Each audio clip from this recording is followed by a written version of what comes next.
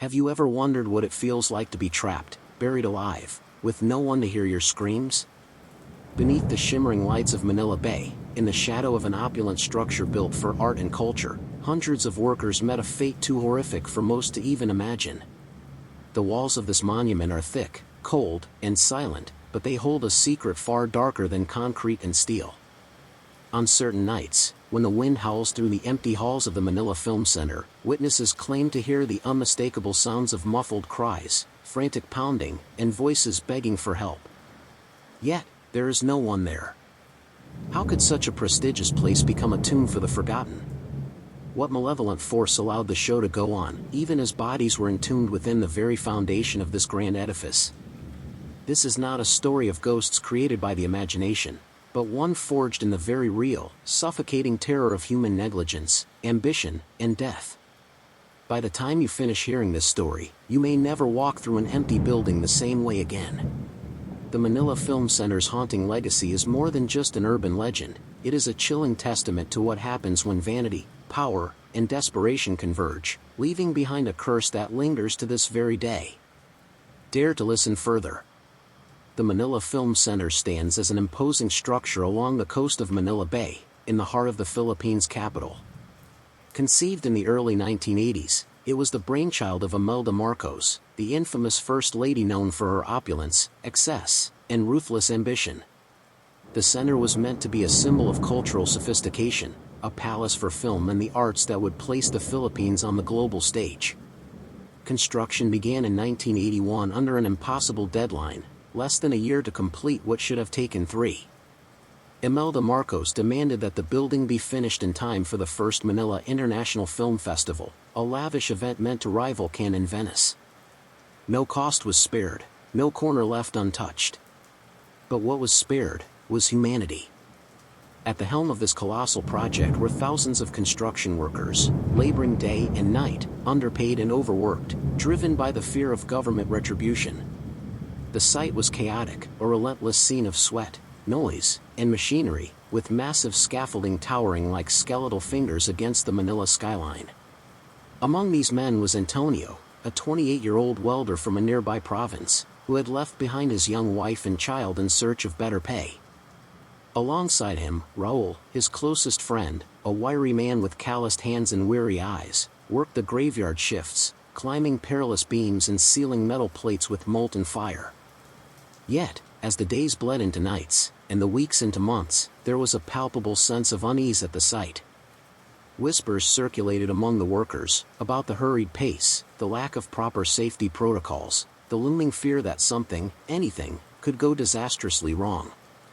But no one dared speak openly, not when the First Lady herself visited the site regularly, overseeing progress with her retinue of guards and sycophants, her smile as cold as the marble tiles being installed. The workers pressed on, but many began to notice strange things, tools going missing, accidents happening more frequently, and an oppressive feeling that the building itself was hungry, swallowing up their efforts, and perhaps something more. The grand facade of the Manila Film Center promised glitz and glamour, but beneath the surface, behind the scaffolding and cement mixers, something sinister was taking root. None of them knew that soon, the foundations they were pouring would become their own tomb. The date was approaching rapidly, January 1982. The Manila International Film Festival was set, and no delay would be tolerated. Orders from the very top made it clear, the building had to be finished, no matter the cost. As the final touches were being made, a sense of dread settled over Antonio and Raul. They worked their shifts, exchanged nervous glances, and shared cigarettes during their brief, exhausted breaks. But neither of them could have predicted what would happen next. The Manila Film Center was no longer just an architectural project. It had become a symbol of unchecked power, and the silent harbinger of one of the most horrifying construction disasters in Philippine history.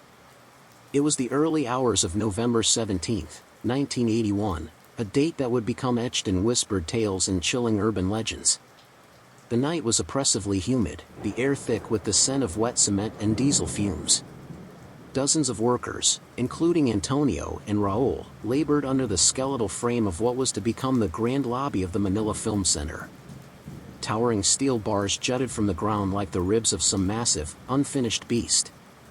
Suddenly, without warning, the structure above them groaned, a deep, resonant sound that seemed to shake the very air. Screams erupted as scaffolding twisted and collapsed in a deafening roar. Tons of wet cement cascaded downward in an unstoppable avalanche, burying the workers below in a suffocating wave of concrete and steel. Antonio, positioned near the edge of the collapse, could only watch in horror as Raul and dozens of others vanished beneath the rubble. Shouts for help were swallowed by the dust cloud that enveloped the site, turning night into an eerie, pale gray fog. Those who survived the initial collapse scrambled frantically, trying to pull their trapped comrades from the heavy debris. Some managed to wedge their fingers into cracks, desperately calling out names in the hopes of hearing a response. From beneath the cement, muffled cries and frantic pounding echoed, a chorus of the damned, begging for rescue. But then, something even more chilling happened. According to survivors and whispers that would later spread like wildfire, armed security forces arrived within minutes, not to assist in the rescue, but to seal off the site. Orders were reportedly given from the highest levels of government. No one was to speak of the incident. The priority was clear: the Manila Film Center had to be completed in time for the festival. Delays, regardless of the human cost, were unacceptable. Rescue operations were halted for hours, with rumors suggesting that some of the injured were left to suffocate beneath the drying cement. By the time official recovery efforts resumed, it was too late.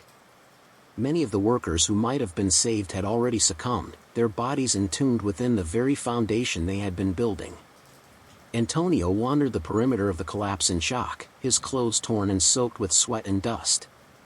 His hands bled from clawing at chunks of debris in a futile attempt to reach Raul. His mind was a blur of disbelief and terror, unable to process the scale of the horror that had just unfolded. But as dawn broke over Manila Bay, casting a golden light over the now quiet construction site, one thing became chillingly clear: the festival would proceed as planned. The Manila Film Center was now more than a monument to art, it was a mass grave. Yet no public acknowledgement was made. The newspapers were silent. Official records downplayed the event, referring to it as a minor construction accident. But the workers who survived knew the truth. The building, now standing stoic and grand, was a tomb. And those who entered it in the future would unknowingly walk over the bodies of men who had screamed, clawed, and begged for a rescue that never came.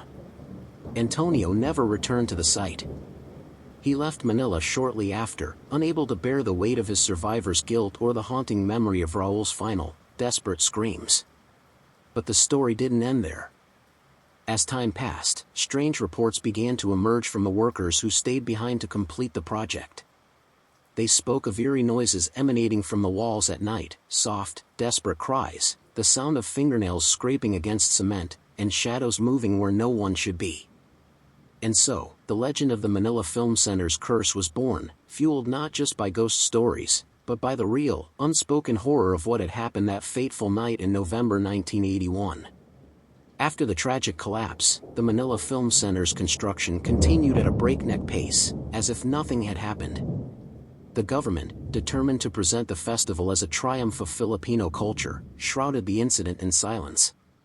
But for those who remained on site to finish the building, the silence was anything but empty. As the weeks passed, unsettling occurrences became impossible to ignore. Workers reported hearing the unmistakable sounds of knocking from deep within the concrete walls. Not the typical creaks and groans of a settling building, but frantic, rhythmic pounding, as if someone, or something, was still trapped inside, desperately trying to get out. At first, supervisors dismissed the claims, attributing the noises to stress and exhaustion. But the incidents grew more disturbing. On several occasions, workers arriving for their shifts in the pre-dawn darkness found tools and equipment inexplicably moved or damaged, despite no one having entered the area overnight. Others swore they heard faint whispers echoing through the grand, unfinished halls, soft, indistinct, but unmistakably human. One evening, Roberto, a seasoned foreman, stayed late to oversee the installation of chandeliers in the main lobby. As he directed the crew from the scaffolding above, he felt a sudden drop in temperature, an icy chill that stood in stark contrast to Manila's typical humidity. Then, without warning, the massive chandelier above him began to sway violently, as if pushed by unseen hands. The crew fled in panic, their hurried footsteps reverberating through the cavernous space. When they returned with reinforcements, the chandelier was perfectly still, yet none of them could shake the oppressive feeling that they were being watched. By now, rumors of the Manila Film Center curse spread like wildfire among the workers. Some refused to continue, quitting abruptly despite the risk of being blacklisted by the government. But most stayed, driven by financial desperation, their every shift marred by dread and the ever-present fear that the building itself was alive and angry. The final days leading up to the festival were the most unnerving. As the opulent marble floors were polished and the velvet seats arranged for dignitaries, workers spoke of shadowy figures glimpsed out of the corners of their eyes, apparitions that vanished the moment they turned to look. Late one night, 2 electricians assigned to wire the emergency lights ventured into the sub-basement, a vast, unfinished area where the concrete was thickest. As they maneuvered through the narrow corridors, their flashlights flickering against the damp walls, they heard it, faint but persistent, the sound of scraping. One of them, Victor, called out, thinking another crew was working nearby. But no answer came. Instead, the scraping grew louder, more frantic, followed by a guttural moan that echoed through the confined space. Terrified, they dropped their tools and bolted back to the surface, refusing to return to the sub-basement ever again. Despite the mounting reports, management remained steadfast, the show would go on. The festival opened on schedule in January 1982, with international celebrities and local elites parading through the grand entrance, oblivious to the horrors entombed beneath their feet. Flashbulbs popped, champagne flowed, and Imelda Marcos beamed with pride at her creation. But behind the ornate curtains, the staff endured sleepless nights plagued by inexplicable sounds, doors slamming on their own, cold drafts coursing through sealed rooms, and the ever-present sense that unseen eyes followed their every move. Some visitors, too, felt it. Tourists reported feeling faint or nauseous upon entering certain areas of the building, particularly the lower levels. A few even claimed to hear distant cries when standing alone in the massive auditorium, their voices drowned out by the vast emptiness surrounding them. And then there were the dreams. Several workers recounted experiencing the same recurring nightmare. They were buried alive within the film center, unable to scream, their lungs filling with dust as the concrete hardened around them. They would wake up gasping for air, drenched in sweat, only to find themselves in the very building that haunted their sleep. These incidents, layered one upon the other, transformed the Manila Film Center from a monument of cultural pride into a place of unspeakable dread. The laughter and applause from the film festival could not drown out the whispers of the dead, nor the guilt that clung to every inch of cement and marble. Even today, long after the lights of the festival have dimmed, the Manila Film Center stands, a silent sentinel on the shores of Manila Bay, its walls heavy not just with history, but with the weight of the souls trapped within. Years after the grand opening and the initial burst of international acclaim, the Manila Film Center's reputation had quietly shifted from that of a cultural landmark to a place most locals avoided after dark. Its cavernous halls, once filled with laughter and music, now stood empty, save for the echoes of things that should not be. One stormy night in the late 1990s, a group of amateur paranormal investigators, drawn by the building's notorious reputation, decided to test the legends for themselves. Among them was Marissa, a skeptic determined to debunk the tales of haunting, and Ramon, a seasoned investigator who had spent years chasing the supernatural. Armed with cameras, audio recorders, and flashlights, they entered the Manila Film Center after midnight, navigating the labyrinth of silent corridors and decaying rooms. At first, all was quiet except for the steady patter of rain against the broken windows and the occasional clap of thunder that reverberated through the vast, empty auditorium. But as they descended into the lower levels, the very foundations rumored to house the bodies of the buried workers, the atmosphere shifted dramatically. The air grew colder, thicker, and heavier with each step. Their flashlights flickered intermittently, casting long, distorted shadows that seemed to twist and writhe along the cracked concrete walls.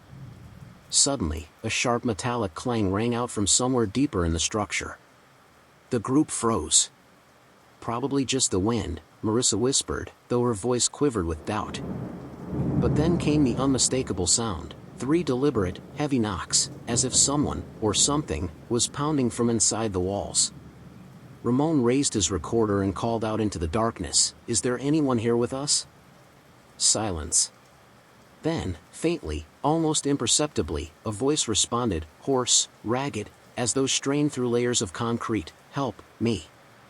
The investigators exchanged horrified glances, their bravado instantly evaporating. Suddenly, the emergency lights above them, long dormant, flickered to life for just a moment, illuminating the corridor ahead. In that brief, searing flash, Marissa saw them, dozens of figures lining the hallway, their faces pale, their eyes hollow, and their mouths agape in silent screams. Their arms reached out in frozen desperation, as if eternally caught in the final, futile act of trying to escape their concrete prison. Then, the lights went out. Plunged into total darkness, the group erupted in panic. One of them, a young man named Paolo, bolted down the corridor, his terrified screams quickly swallowed by the oppressive blackness. Ramon fumbled for his flashlight, but when it flickered on, they found themselves completely alone. Paolo was gone. Frantically, they called out his name, but the only response was the chilling echo of their own voices bouncing back at them through the vast, hollow corridors.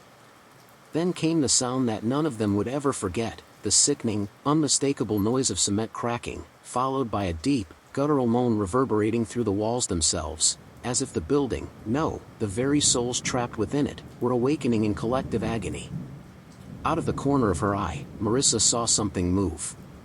Turning sharply, she aimed her flashlight toward the source, only to see a hand, pale, emaciated, and coated in dust, emerging slowly from a fissure in the concrete wall. Frozen in terror, she could only watch as the fingers writhed, clawing desperately at the air before vanishing once more into the crack as if pulled back by some unseen force. At that moment, every light in the building exploded in a shower of sparks, plunging the film center into a silence so absolute, it pressed against their eardrums like a physical force. Marissa and Ramon, barely able to breathe, stumbled their way out of the sub-basement, their equipment abandoned in their frantic flight. When they finally emerged into the rain-soaked streets of Manila, the storm above had subsided, but inside them, the terror raged on. The following day, the local authorities conducted a cursory search but found no trace of Paolo. His disappearance was quickly dismissed, categorized as another urban legend, another casualty of Manila's penchant for ghost stories. But for Marissa and Ramon, and the few others who dared venture that deep into the bowels of the Manila Film Center, there was no doubt, the legends were true. The souls trapped within the concrete had not found peace. They lingered, their presence etched into the very fabric of the building, their agony replayed in an endless, horrifying loop. And they were not done yet. To this day, those who stand near the sub-basement swear they can still hear it, the faint, rhythmic pounding from within the walls, as if someone is still, after all these years, trying to get out.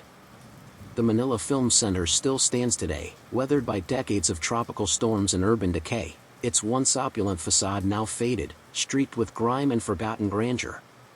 Tourists and locals pass by it every day, few daring to enter, many unaware of the horrors buried within its foundations. But for those who know the story, the survivors, the descendants of the dead, the paranormal investigators who barely escaped with their sanity, it remains a place of unspeakable dread. A monument not only to the ambitions of a regime that prized image over life, but also to the dozens of souls who were denied the most basic dignity, remembrance. To this day, security guards refuse to patrol the lower levels alone, especially after midnight. Some have quit after encountering inexplicable cold spots in sealed rooms or after hearing footsteps echo behind them when they were sure they were alone. There are even reports of tourists, unaware of the building's bloody past, falling suddenly ill upon entering certain wings, overcome by a sense of suffocating panic or sudden, unexplainable sadness. And then there are the dreams. Visitors and workers alike have spoken of a peculiar recurring nightmare that seems to grip those who spend too much time within the film center's walls. In the dream, they find themselves trapped in darkness, unable to move, as the sound of wet cement slowly fills their ears and lungs. They wake up gasping for breath, often convinced they can still feel the cold, viscous concrete clinging to their skin. Some believe the souls trapped within the Manila Film Center are not at rest because they were never properly acknowledged. The secrecy and denial of the government, the hasty burial of human lives beneath layers of concrete, all of it created a kind of spiritual wound, festering over decades, deepening with each retelling of the legend. Others say that the building itself became a kind of spiritual prison, binding the souls of the dead to the very architecture they were crushed beneath. That their spirits have fused with the concrete, their agony absorbed into the structure, echoing endlessly through the hallways and walls, waiting to ensnare anyone brave, or foolish, enough to venture inside. And then there are those who suggest something even darker. That the Manila Film Center is not simply haunted by the spirits of the dead, but cursed by the sheer hubris and cruelty that led to its creation. That the building is a manifestation of collective guilt and forgotten horror, a wound in the city's psyche that can never truly heal. But perhaps the most terrifying aspect of the Manila Film Center story is not the ghosts, not the cold spots or disembodied voices, but the fact that it all really happened. Dozens of men were buried alive beneath wet cement, their cries silenced not by time or nature, but by the willful decisions of those in power. Their existence erased from official records, their deaths unacknowledged for decades. And so, when someone asks if the Manila Film Center is haunted, the real question is not whether ghosts roam its halls, but whether we, collectively, have chosen to forget them. The Manila Film Center stands as a stark reminder: some buildings are more than just steel and stone, they are vessels for the stories we refuse to tell, the crimes we bury beneath layers of silence. And perhaps, in the dead of night, if you find yourself walking too close to that forsaken edifice, you might hear it too, the faint, rhythmic knocking, like a heartbeat trapped inside concrete, growing louder and closer. So I ask you, would you dare to enter? Or would you, like so many others, walk quickly past, refusing to acknowledge the whispers that still echo from beneath the marble floors and grand chandeliers, long after the last curtain fell? Because one thing is certain, the Manila Film Center's story is far from over.